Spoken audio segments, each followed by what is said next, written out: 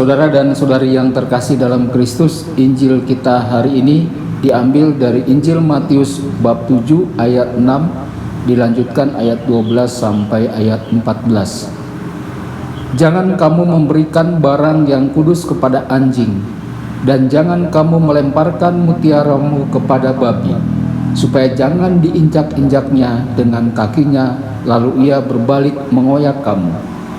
Segala sesuatu yang kamu kehendaki supaya orang perbuat kepadamu, perbuatlah demikian juga kepada mereka.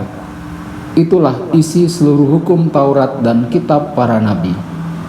Masuklah melalui pintu yang sesak itu, karena lebarlah pintu dan luaslah jalan yang menuju kepada kebinasaan, dan banyak orang yang masuk melaluinya. Karena sesaklah pintu dan sempitlah jalan yang menuju kepada kehidupan, dan sedikit orang yang mendapatinya. Berbahagialah orang yang mendengarkan sabda Tuhan dan tekun melaksanakannya. Sabdamu adalah jalan, kebenaran dan hidup kami.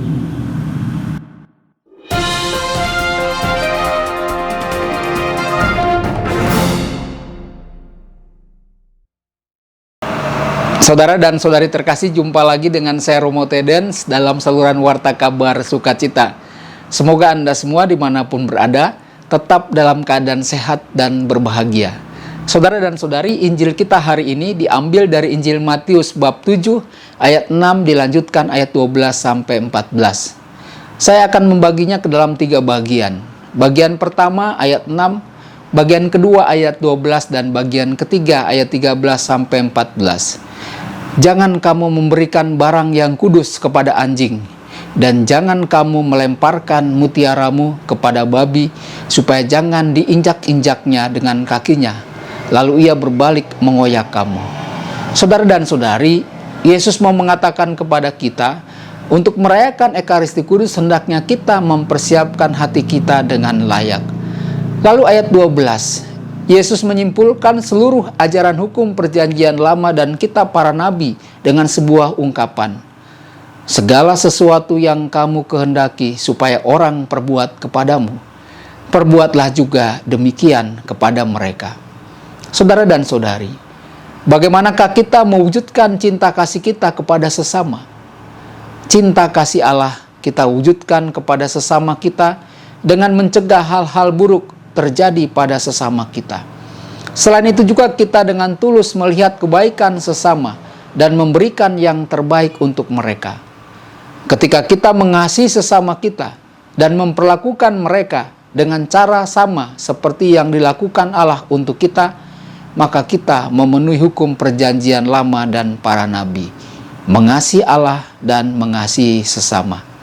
Saudara dan saudari, bagaimana kita dapat mengasihi sesama kita tanpa pamrih dan dengan tulus hati? Kita dapat mengasihi sesama kita jika kita mau mengosongkan diri kita dengan mau merendahkan hati kita.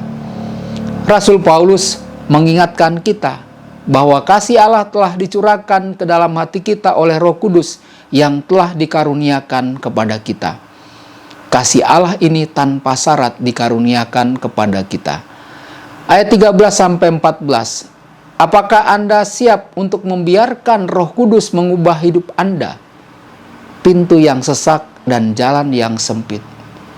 Yesus menggunakan sebuah ilustrasi dari sebuah pintu sempit sebagai jalan menuntun orang pada kebahagiaan.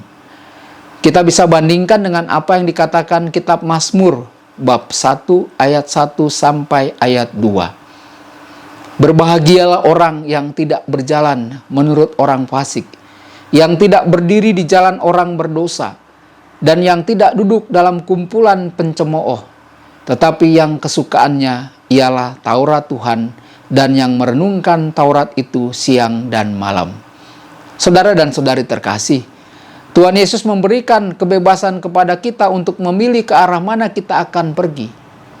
Maka marilah kita mohon kebijaksanaan untuk mengetahui jalan mana yang akan menuntun kita pada kehidupan dan kebahagiaan seturut kehendak Allah, daripada jalan yang membahayakan dan menghancurkan hidup kita. Tuhan memberkati Anda semua. Sabda Allah adalah kebenaran. Sabda Allah adalah kehidupan. Mari kita mencintainya, mari kita menghayatinya.